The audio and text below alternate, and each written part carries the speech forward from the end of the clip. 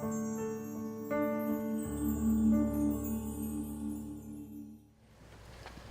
with me, if you would, to Esther chapter 5. Esther chapter 5. For those of you that are longtime members here, you know I probably have a little bit of a reputation for being a little long-winded. So I don't know if this was an oversight or tactical on Joe's part to give me 6 chapters to go over in one Sunday morning. So we're going to take a drive-by view of the rest of the book of Esther and finish our series here this week over the book of Esther, God's Move.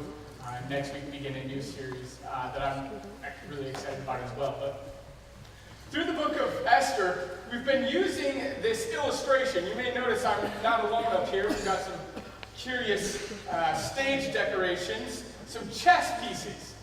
We've been looking at chess as an illustration, a metaphor, if you would, for the book of Esther. And seeing how we're wrapping up the book of Esther, I figured I should talk to you about how the game of chess ends. And see, the game of chess has all these different unique pieces, and they're really fun, even for a small child. They're really interesting, different looking pieces. But really, the game of chess isn't so much about all the other pieces as it completely revolves around one piece in particular. The king. The game of chess only ends not when every other piece is taken off the board, but when the king is removed from the board.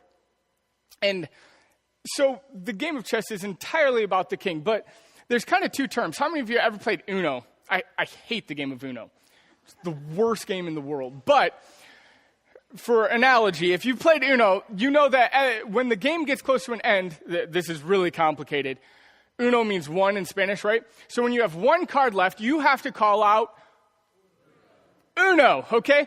The game of chess has a similar idea, that you have to call out, hey, the game's about to be over. And the term for that, there's 2 terms, and they mean different things. We'll talk about them. Check or checkmate.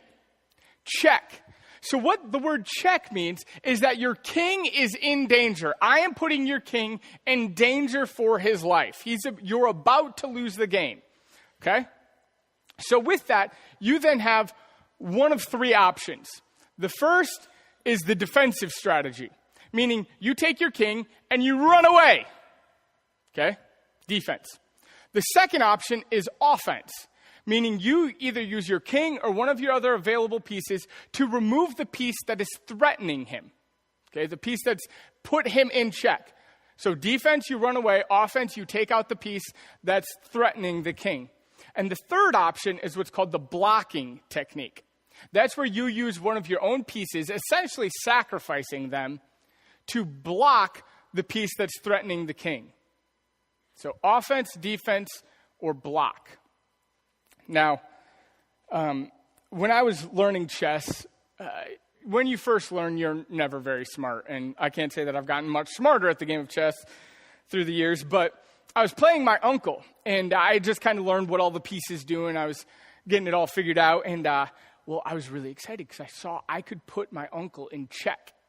So I did. I moved forward. I'm all aggressive. I'm like, yes, I've got him in check. So now it's check. Real aggressive, like, as little 10-year-old Caleb would. And so my uncle stops, and if you ever watch the game of chess, it's worse than watching grass grow. He sits there and looks at the board for a couple minutes. Then he moves 1 piece. And what do you think he said? Checkmate. Now, check means you need to do one of 3 things: defense, offense, block. Checkmate means you have no options left. The game is now over. I have won. You have no options to save your king. So for me in that game, that was a stunning reversal, right? I thought I'm so good. I'm like, yes, I'm going to beat my uncle. I'm so excited. Check. And in 1 move, I lost the game. That's really a fitting analogy for what's going to happen in today's story. There's a character who's going to be in the position of check. He holds all of the cards. He feels like he's on the top of the world. But in 1 day, he loses everything. Before we get into the book of Esther and where we are, I wanted to take a quick look at the history of the entire world. So starting with God creating the world back in Genesis 1 and 2, God created the world and mankind walks and talks with God. They have this intimate relationship. And then we know what happened. Man chose to go his own way, to do his own thing, to say, I'm the boss, and rebelled, and sin entered the world. And so then the consequences of sin entered the world. Death and broken relationships. And God said, he comes down and says, you know what, here's all the consequences, but, in Genesis 3, he says, there will come a time when Eve will have a descendant who, though Satan will attack him, he will defeat Satan, sin, and death. There will come a time when our relationship will be restored. When the marks, the consequences of sin will no longer be all there is. Well, a couple of generations later, the world has gotten so wicked that God says, you know what, I'm done. I'm going to restart with this man named Noah, destroys the world with a flood. And at that time, he sets up human government. He says, you know what, clearly your conscience isn't enough to tell you what right and wrong is. I'm going to give you human government. A couple of generations later, God says, you know what, I'm done dealing with humanity as a whole. I'm going to choose for myself a people that I'm going to deal with exclusively. As an example of what really all of the rest of humanity is, but as an example of what I want our relationship to be, what I want to be in a relationship with all of humanity. But instead of trying to deal with all of you stubborn people, I'm going to deal with one group of stubborn people. And chose this man named Abraham. And in doing so, he gave Abraham 4 unconditional promises, 4 promises that have nothing to do with Abraham. God is simply saying to Abraham, this is what I'm going to do for you. And the first thing he said is, I'm going to give you a great name. Meaning you're going to be famous. You are going to have a name that people will remember forever. And we do. Abraham, great name, great land. I'm going to give you this incredible land called the Promised Land. It's land that I am promising to you. The third one was a great nation. From your descendants, I'm going to build this huge nation as numerous as the stars in the heavens. And then the fourth is that through you, that promise I made to Eve back at the beginning, I'm going to work that directly through you and through your descendants. That through you, all of the nations of the world will be blessed. That through you and your descendants, I will bring humanity back into a right relationship with me. Well, that's 3 generations later, that people group, there's a famine in the promised land. They're living in the promised land, but there's a famine. So Jacob packs up and moves his small tribe now to the land of Egypt, where his son has, through God's direction, risen to the second most powerful man in the land of Egypt. And so this small tribe, now called the Israelites, moves to Egypt. And that's where the book of Genesis closes and the book of Exodus opens. But there's a 400-year gap.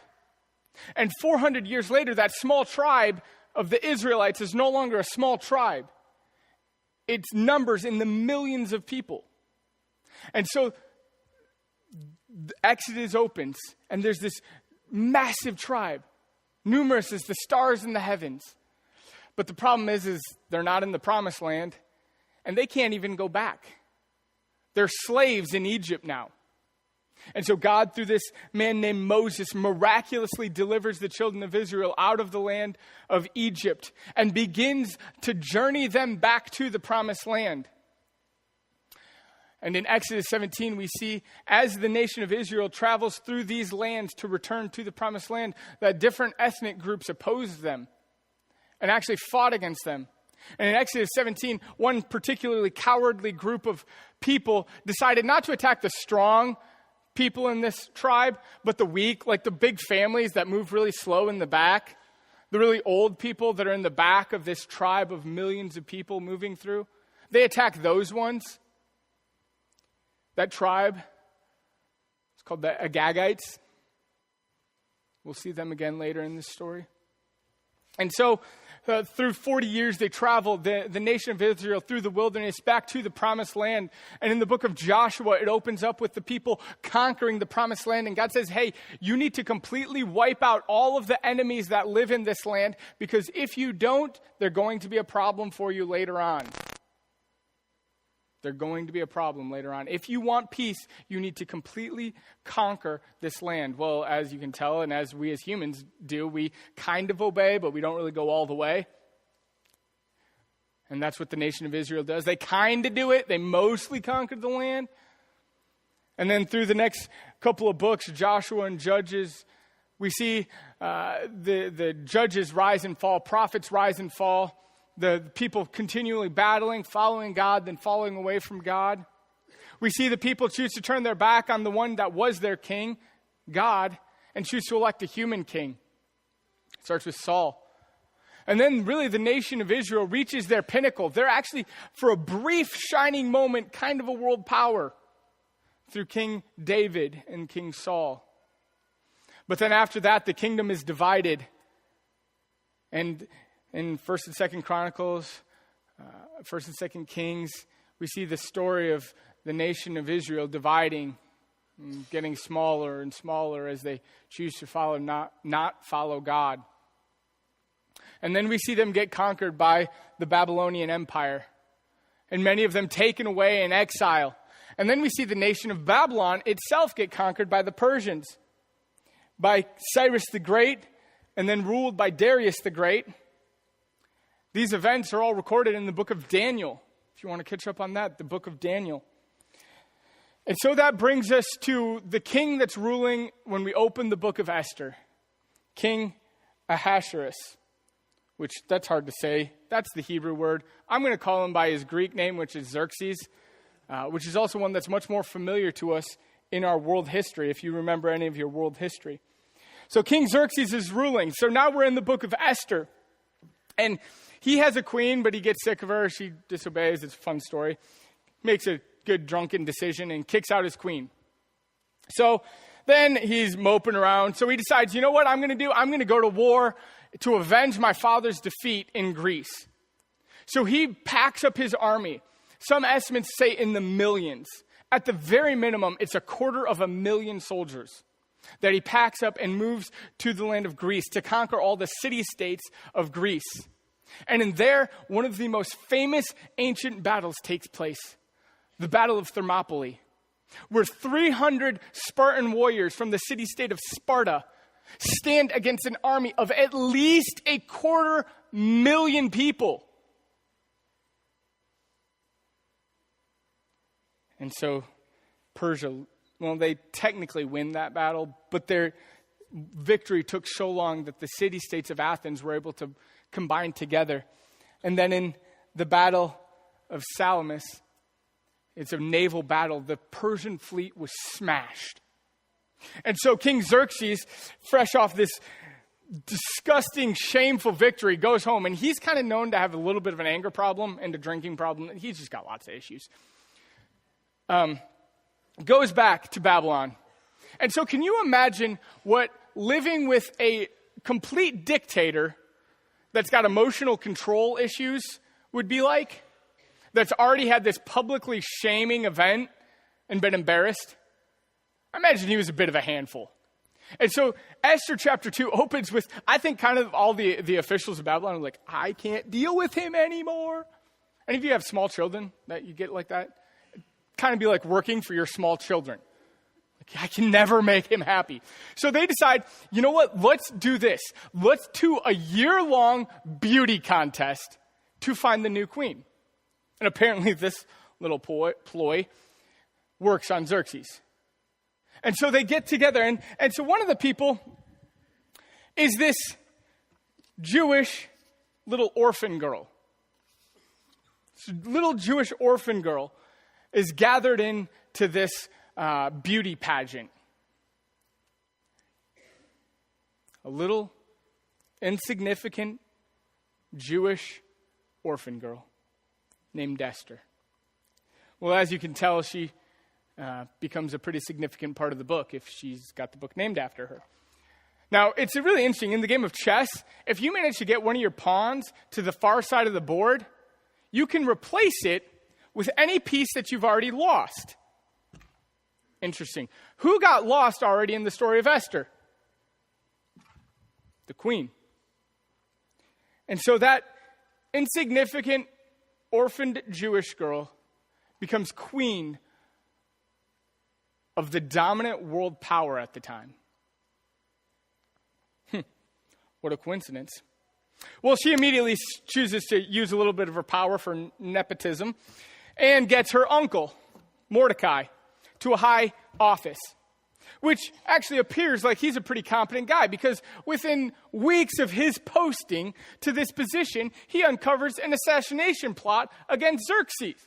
So he goes to Esther, his niece, tells her, and she goes to the king, tells him, he goes to his guards, and gets those guys arrested, the plotters, the future assassins arrested. Nothing really happens as a result. The assassinating plot was foiled. Life moves on. So these are 3 of the 4 main characters. But there's one more, a man named Haman. And Haman is Xerxes' right-hand man. He's the second most powerful man in all of Babylon. But on top of that, he's an Agagite. You remember those people that attacked the nation of Israel back in Exodus chapter 17? Yeah, he's their descendant. But not just that. That's not the only incidents when the Jews dealt with the Agagites. See, in 1 Samuel 15, Samuel, the prophet, ordered the first king of Israel, King Saul, to go wipe out the Agagites. Saul, in typical Saul fashion, goes like 80% of the way. Destroys them, but keeps the king alive and some other people. You want to know what the king's name was? Agag. So at the end of 1 Samuel 15, Samuel has to go up and actually kills the king himself. He takes a sword and brutally cuts him up into small pieces. It's a pretty bloody scene. But that's not even the end of the story, because apparently they didn't wipe that group of people out, that ethnic group out. Because in 1 Samuel 30, King David is again at war with these same people. Hundreds and hundreds of years later, these people are still enemies, the Jews and the Agagites. Now, I wanted to ask you something just to bring something out here. How many of you know who offended your ancestors 500 years ago? No, seriously, do you know who offended you? How many of you know, this might even be a better question, who your ancestors were 500 years ago? I have no idea, right? Because in our culture, that's not relevant. It's not relative either. We don't care who our relatives were, who our ancestors were, have no bearing on who I am today. I am free to make my own choices. That's what our society says. That's what our culture says. But you know what? That's not the cultural values for all of societies. In fact, most other societies don't have this independence. Who your ancestors were plays a large role in who you are. Your family lineage is extremely important. Ever wonder why there's so many lists of who begot who begot who begot who in here? Because it was important. So they said in that culture, this is an extremely important part of their society. Family heritage. Who do they trace themselves from? So these two people would have known their family lineages and the histories that they had. But on top of that, they have different religions. So they have racial problems. But then they also have religious problems. He is a Babylonian, which I'm not even going to go into what they believe. They're crazy. He would be a Jew, which would follow Abraham and the 10 Commandments and try and follow God. And so he has this one command in particular: don't bow down to any gods or worship them. Now, Haman is kind of a little bit power hungry. So one of his mandates, because he's the second most powerful man in Babylon, says, everybody when you see me has to bow down and worship me. Okay, so most people do. What do you think Mordecai does? He's like, nah, can't do that. So Haman racially hates him, socially hates him, and religiously hates him. This Mordecai is just the worst. So he gets really mad, Haman, and says, you know what? I really need to get rid of this guy. So he goes to his buddy, the king, and says, hey, just so you know, there's this group of people that live, they're kind of interspersed through our whole kingdom, and they're just the worst. They don't believe like us. They don't look like us. They don't worship the same gods as us. You know what? They're a threat to you. And apparently Xerxes is again drunk in this story. It's fantastic. So he's like, what? So he's like, you know what? I believe so strongly in this, Haman says, that I'll even pay to have this happen. So what I want to have happen is everybody gets to attack the Jews whenever on this one day that we'll decide, and then you can take whatever the Jew owns. I'm not a particularly violent man, but, if I get to just take whatever somebody else owns, that might tempt me a little bit, especially if it's a rich guy. So he sets up this whole system where anybody can attack a Jew and just claim whatever they have. And Xerxes is like, dude, if you believe this strongly in it, go for it. Here's my ring. Write up whatever you want. So Haman writes up this law that's going to go into effect in 11 months that's going to exterminate, to kill, destroy, and annihilate every Jewish person.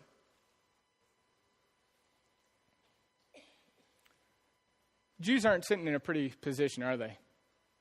Their doom has been written in a law that cannot be changed. But things actually get worse for Mordecai.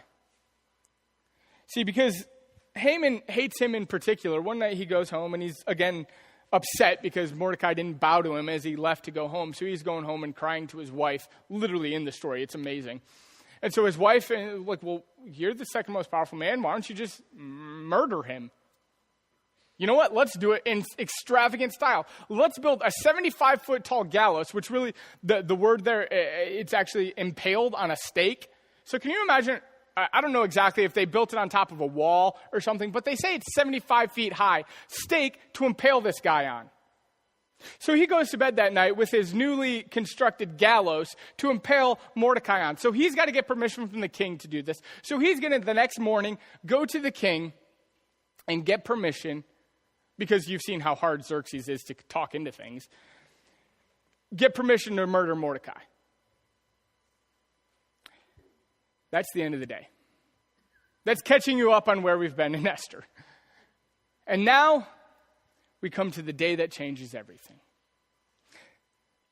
By the way, near the end of the game of chess, the rook becomes one of the most powerful pieces. He's moved Mordecai into a position where Mordecai's trapped. There's no way out for him. Mordecai is called check on the game. Now, coincidentally, that night, the night before Haman can go and ask in the morning to murder Mordecai, coincidentally, that night the king can't sleep. So coincidentally, he calls in one of his eunuchs to read to him. So coincidentally, the guy opens up the proper King's Chronicles and coincidentally picks up the story where coincidentally Mordecai uncovered the plot to assassinate the king. Coincidentally, the king's sitting there thinking about that. Like, what did we ever do for Mordecai? Coincidentally, the eunuch says, oh, we never did anything for him. So coincidentally, the king's like, that's weird. I should have probably done something for that guy. Coincidentally, by that time it's morning, and coincidentally, Mordecai has already showed up real early because he wants to get a jump on impaling Mordecai that day.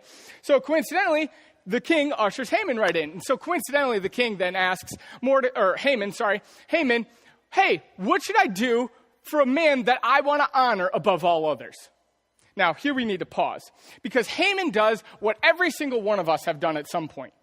We've taken a question or an incident that has nothing to do with us at all, but we've made it all about us. So Haman takes this really innocent question, what would be a good idea to do to someone that the king wants to honor? And he says, well, who else would the king want to honor but me? I'm the greatest. Of course this is about me. So he goes on to lay this out, the ideal situation for him, for the king to honor him. He lays out his dream scenario of how the king would honor him.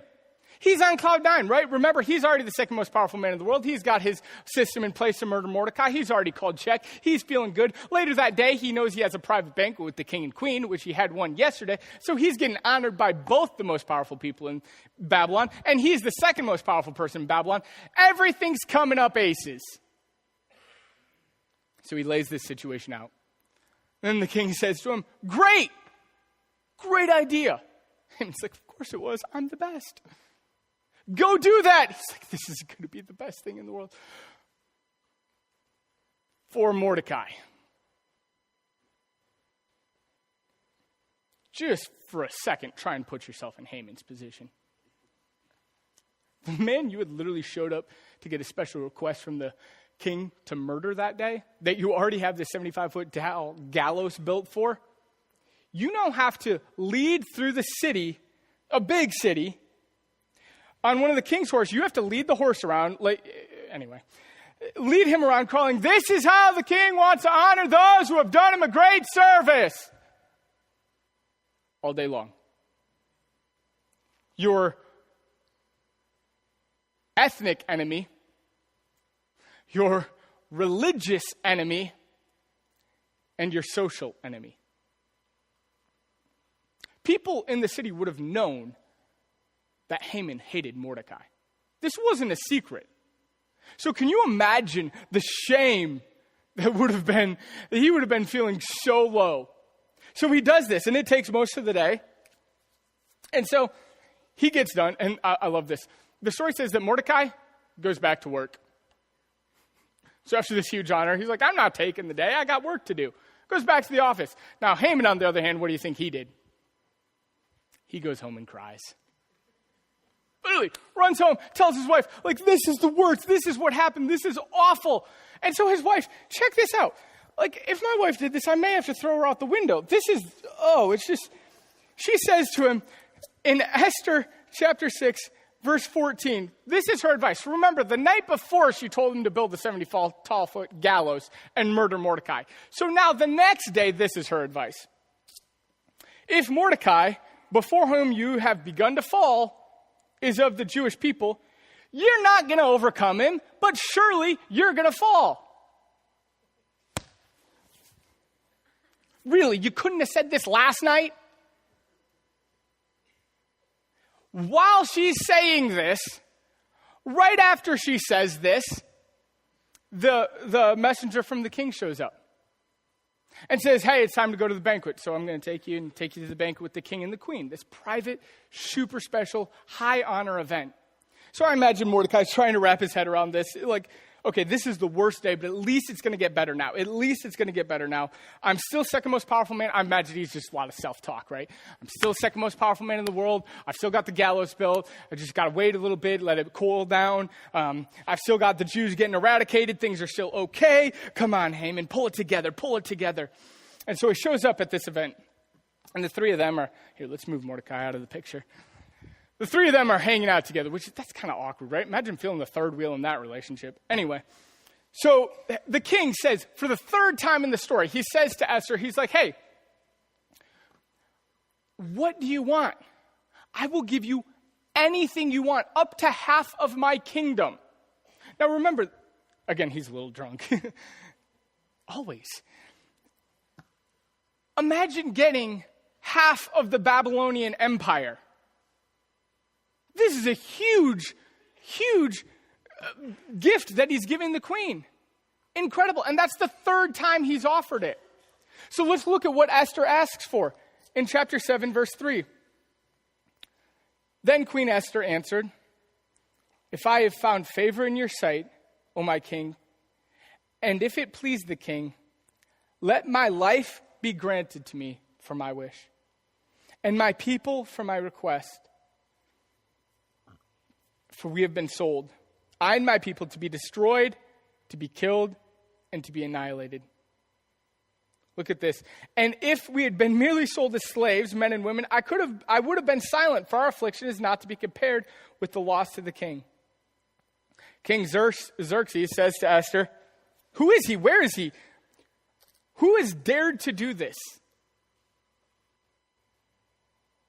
And Esther said, a foe, an enemy. This wicked Haman.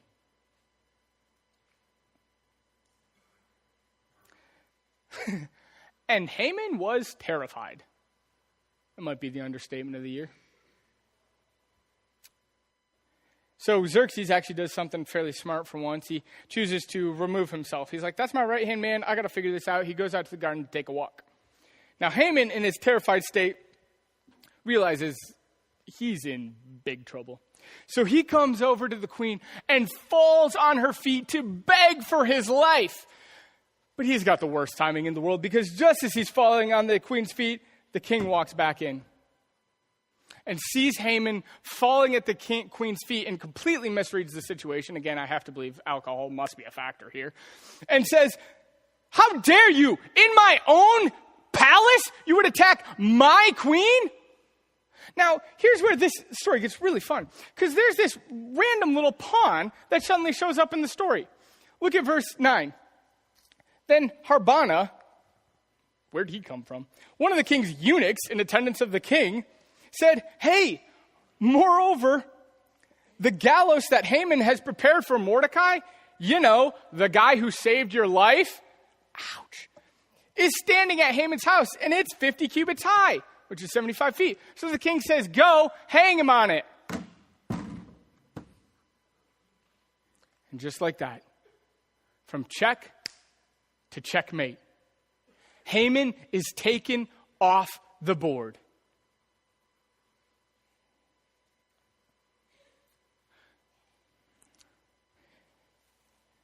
The story of Esther is all about how God wants to work in and through us as individuals. But this isn't the end of the story. While Mordecai is now saved from the gallows, the Jewish people are still threatened with annihilation. And so Esther and Mordecai come before the king and they say, what can we do? The king says, this law is written, it cannot be changed. So Esther and Mordecai come up with a plan. You know what? Instead of letting the Jewish people be undefensible, let's write a new law that they can gather together in groups and defend themselves against anyone who might be their enemy.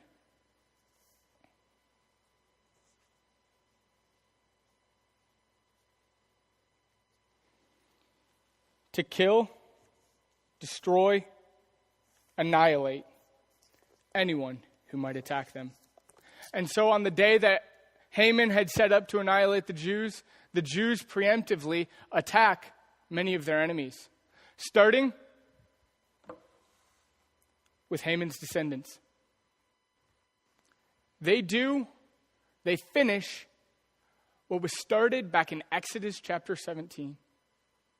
It's continued in 1 Samuel. They wipe out all of the descendants of Haman. But it doesn't stop there. Look at Esther 9, verse 16. Now the rest of the Jews who were in the king's provinces also gathered to defend their lives and got relief from their enemies and killed, look at that number, 75,000 of their enemies. Go back to the book of Joshua. God said, if you don't eliminate these people, they will cause problems for you. All through the book of Joshua, Judges, 1st and 2nd Chronicles, 1st and 2nd Kings, the nation of Israel is dealing with enemies that they were supposed to have taken care of. And on this day in the book of Esther, many of those enemies are dealt with. So, on the day that Satan, working through Haman, had meant for evil, God meant it for good. On the day that looked like everything was lost personally for Mordecai and for his people, God was bringing about a new hope. On a day that looked like this would be the end of the Jewish race, God says, This is just a continuation of the story. So what does this mean? What is the point of Esther? What is the point? There's two main points. We've said this during this course of this series, that God is working in your life in 10,000 ways and you may only be aware of 3. God is working in this little orphaned Jewish girl exiled in a foreign land to become queen. God is working through you in ways that you cannot even imagine to make you into the person he wants you to be. Now, not very often does that look comfortable and pleasant. That's not always 100 years of getting beauty treatments or a year of beauty treatments. Sometimes, maybe God's deliverance looks like a painful experience. Maybe, just maybe, God is using a painful experience to strengthen you. Maybe, just maybe, God is using a broken relationship to make you more sensitive to others. Maybe, just maybe, God is using that financial hardship you're going through to increase your dependence on Him rather than on yourself.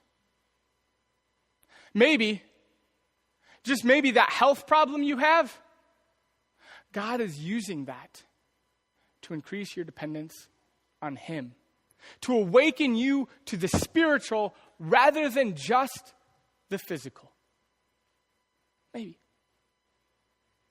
See, God is doing 10,000 things in your life, even if you're only aware of 3. But beyond what He's doing in the individual pieces, God is working on the board. He's not just focused on one individual piece in one individual life. No, He's moving the entire board. He is moving world events. God is doing 10,000 things in the world history, and humanity may never be aware of them.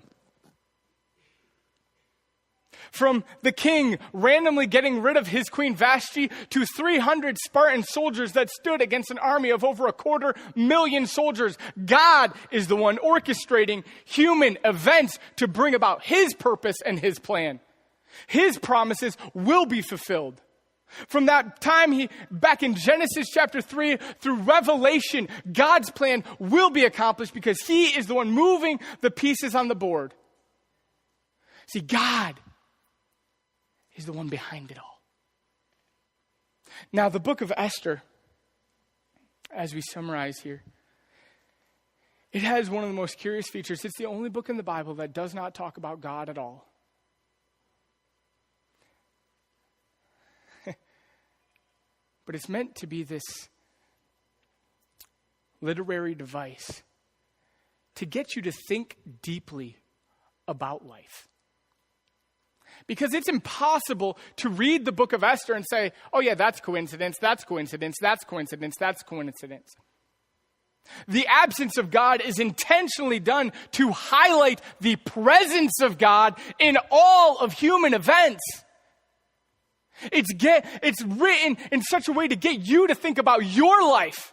And though it may not seem like God is anywhere present, He is always present and He is working in and through you. So will you trust Him? Will you trust in the God who is working in the individual pieces and working the entire board? Will you trust in that God that He is working His plan of deliverance that began back in Genesis and works through the book of Esther and is brought into completion in the Gospels with the man Jesus Christ, who was the one who crushed sin and death? The one who said, this is not the end. Now through me, you have access to this relationship with God that began back in Genesis when we could walk and talk with God and have this intimate relationship with Him when death and sin didn't mar all of our existence. See what God is doing in individuals and in the whole board is bringing about His divine rescue mission. His divine story of redemption. So Esther begs the question, will you believe in Him?